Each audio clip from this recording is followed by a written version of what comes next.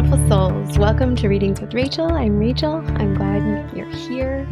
Welcome. On this channel, we do intuitive tarot readings, and I try to tap in and start to have a conversation with spirit and see where that leads. I'd like to center us, take a quick moment. I'm doing this after work, so bear with me. I'm a little tired, but I felt really called to do this, and so I just sat down and showed up. All right, if you are safe and able to do so, I invite you to take your hand and put it on your heart or your belly.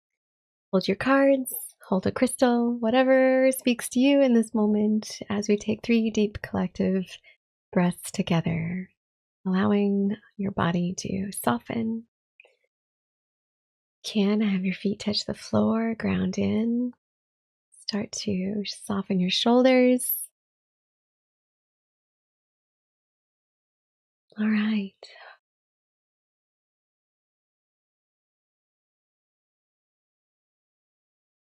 Let's take a deep breath in and out and in and out and in and out.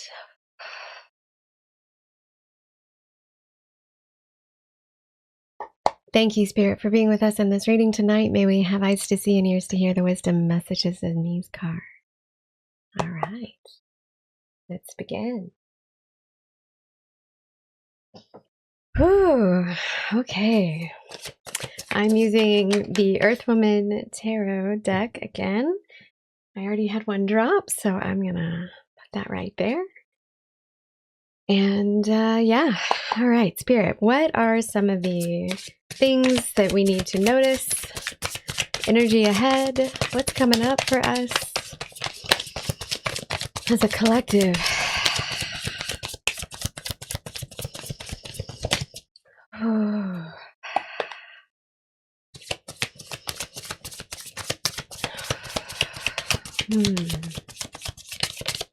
What do we need to see? All right, we have 6 of Swords. Just initially, you can just see how bright and orange and red the colors on this card is. It really is offset on this background, and it just immediately comes to mind this like fiery Aries energy that's being tapped into right now with Neptune just entering and Chiron still in there right now. But what the 6 of Swords really is about moving past something, a story, right? Swords represent air as an element, and it's really a mental story, the story of the swords. It's like our own thoughts. And so we, at this point in the journey, she's come to this realization that like, oh, I was really hurt, and I needed time from that. But like in the 5s, it's that challenge to like, it's the struggling with like remaining a victim, or trying to consider what it might look like to move past when you get to the energy of the 6 of Swords. So we're being asked to kind of evaluate certain stories in our lives. What are we, what are we holding on to that maybe is ready to be released? What's being blocked in our own mind that we're not able to get past? What else is coming up for this next week ahead? Whew.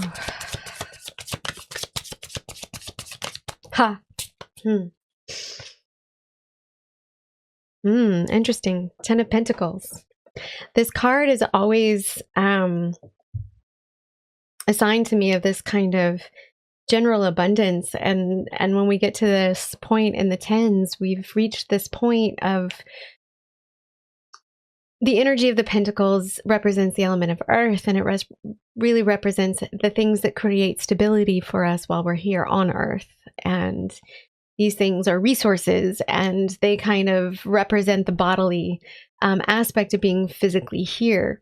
And so when we're looking at the 10s, we've reached an ending point, really, of this realization that what we've done enough. Like we have, in a lot of the art in these cards for the 10 of Pentacles, you've got the castle in the distance, you've got a multi-generational family.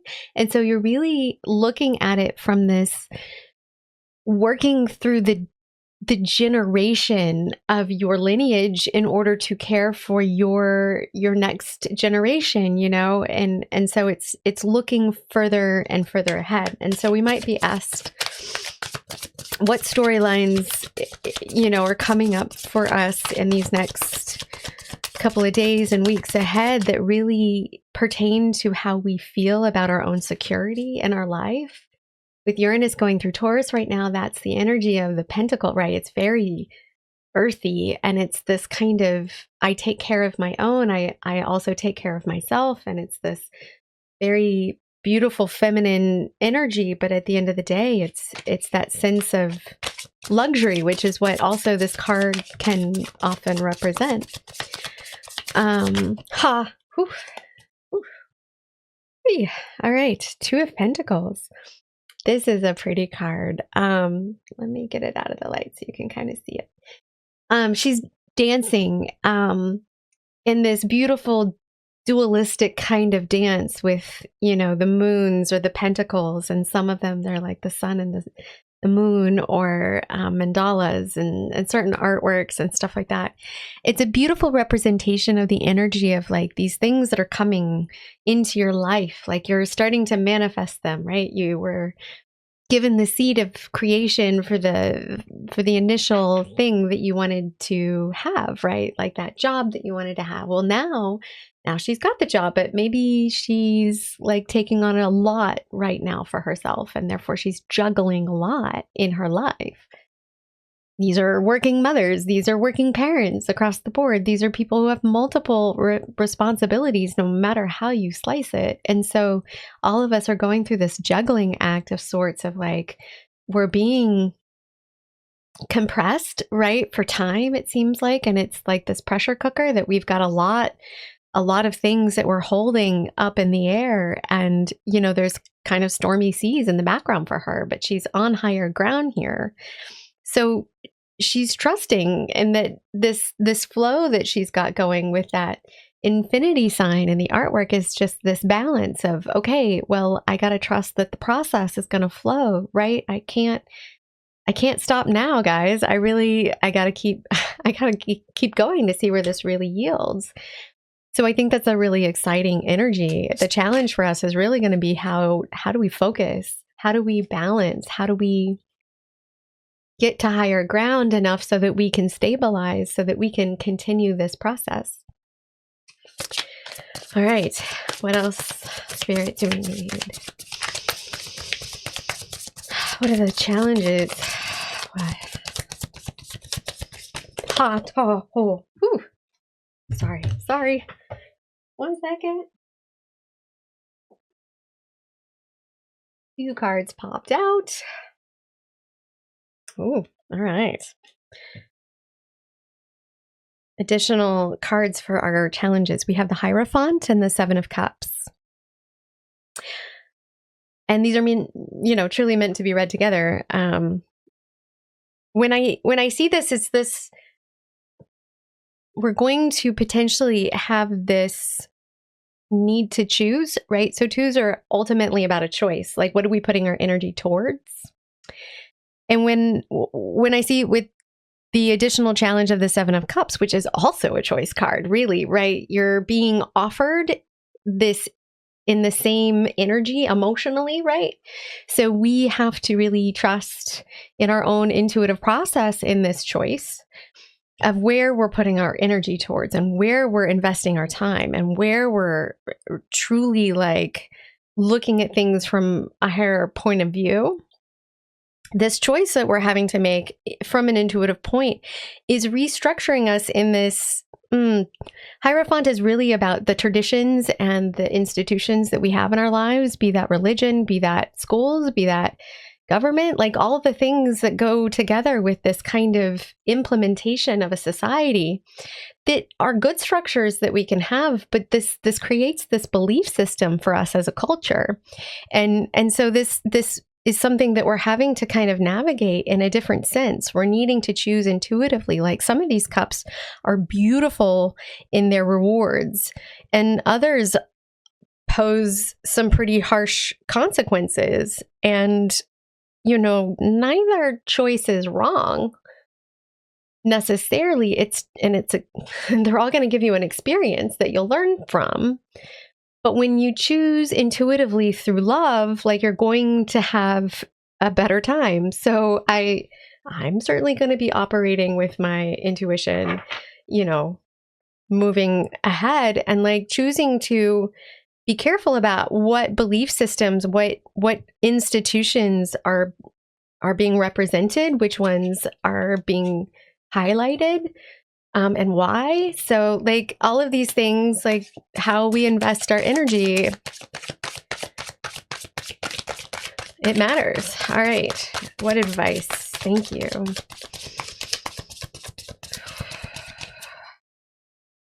What advice?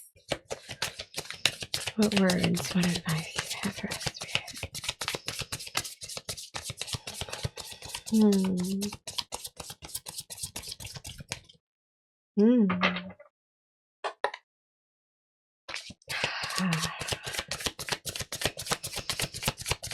What advice do we have? Ha! Whoo! No surprise there. We have the Ace of Swords.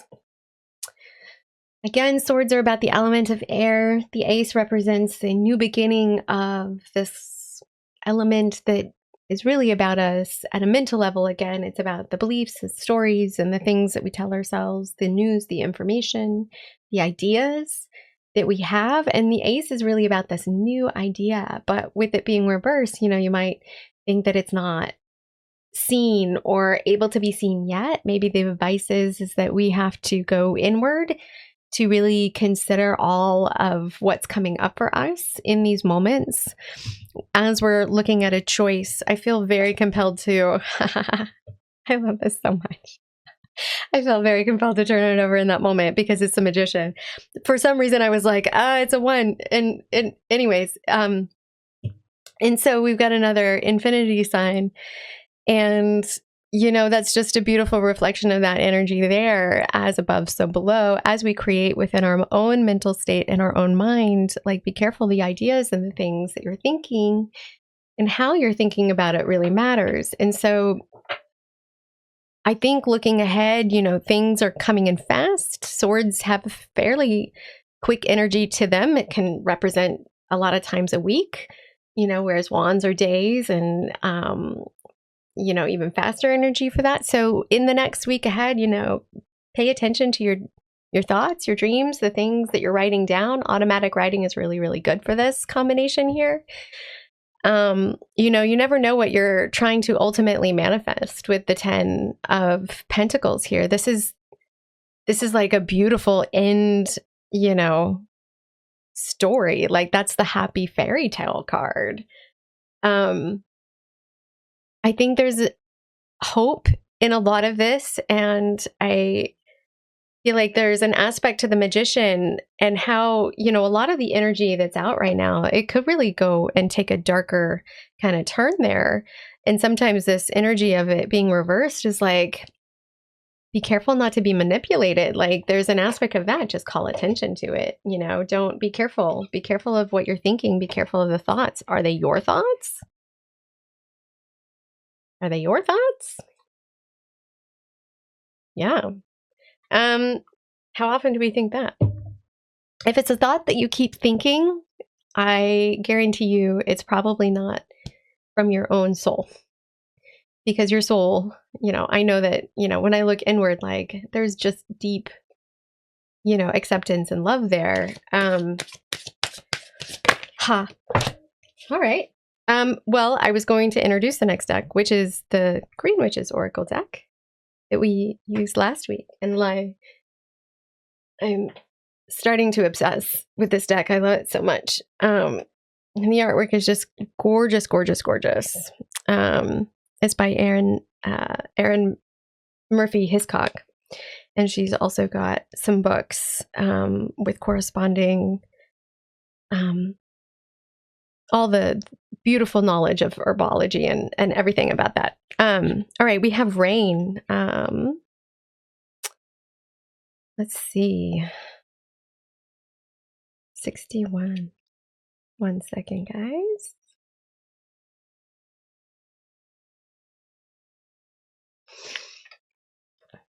This is a beautiful message of cleansing, purification, hydration. Water is, again, we got another water card. Water is one of the essentials of life and one of the 4 classical elements that we use in magical work. Rain hydrates soil and plants. It can be a gentle sprinkling to moisten your garden or a heavy deluge enough to wash away previously stable land. The rain card tells you that something in your life needs cleansing or purification. Oof, that might be just straight back to that 6 of Swords. And all of the Hierophant, 7 of Cups. Be careful of like your own beliefs and what you're choosing right now.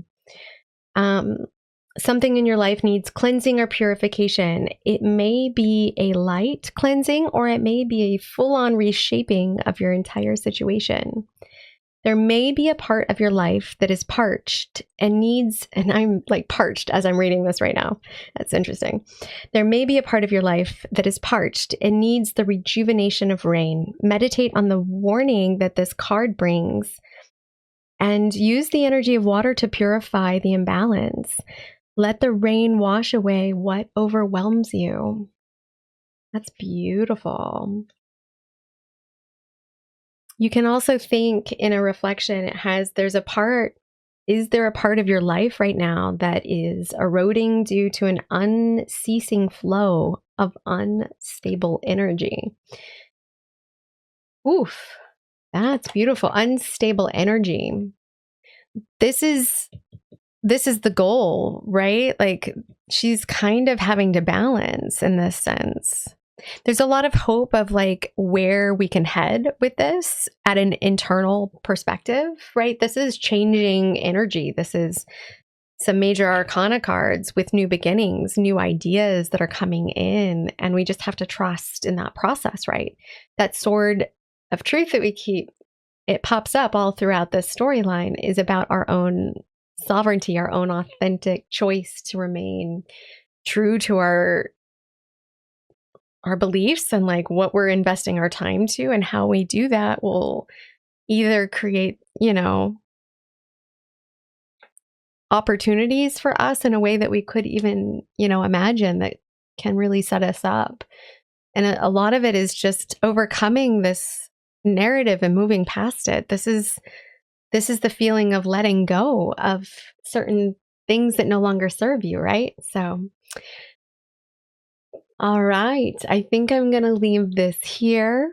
I hope this resonated with you. If it did, please be willing to like and subscribe so that you can stay tuned for next week.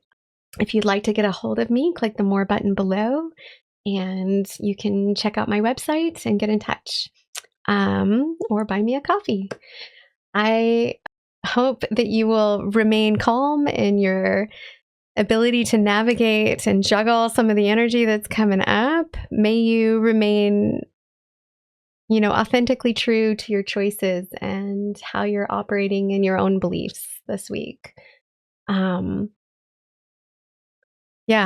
you look for opportunities for a good cleansing. I know I'm going to be taking some cleansing showers this week and reminding myself to hydrate and to make sure that I am watering my own vessel and container and body, and connecting with spirit with that way too. Again, take what resonates, leave the rest. And until next week, may you have wisdom and intuition on your path ahead. I felt called to add in a little bit of a shadow message, and I pulled up my Urban Crow Oracle to see what things might be coming in that are underneath and underlying for us. Just as a quick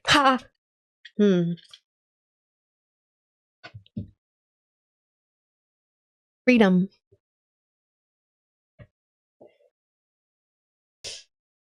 Number 19, freedom. Isn't that a powerful message for the week? I mean, if that's kind of under, underground, kind of underneath, under the shadows of things, right? We're all going to be kind of thinking about this personally and collectively and what that looks like in our lives and how are we operating ahead. What does freedom mean to you is a good question for us to be thinking about. Number 19, freedom. Freedom brings the message that you do not need to stay where you are and you can change your position. You can rise up and see the world from a different point of view. That's why I love all of the messages from the birds, because they really do have like that higher, perspective that we so often need to see the bigger picture at play. You have the wings. All you need is the desire and self-confidence to fly. Freedom brings movement, flexibility, and the ability to expand your horizons, whether it is freedom to travel from border to border, freedom to make the decisions at work, or freedom to splurge. When this card appears, you may need to ask yourself some questions. In what areas of your life would you like to expand your freedom? And what is your definition of freedom? I think it's a really important message. We've had in the astrology, all of the personal planets having a conversation in Aquarius about like the collective and the freedom. And, is the technology bringing us together or apart? In this sense, we've got, Saturn and Neptune heading into Aries. That's a big fiery, starter kind of match lit energy. So, that's the energy that's currently in the sky at the moment, and it's going to get, activated. It already is. Yeah. So I will leave this here. I just felt called to pull an additional message that was underlying, and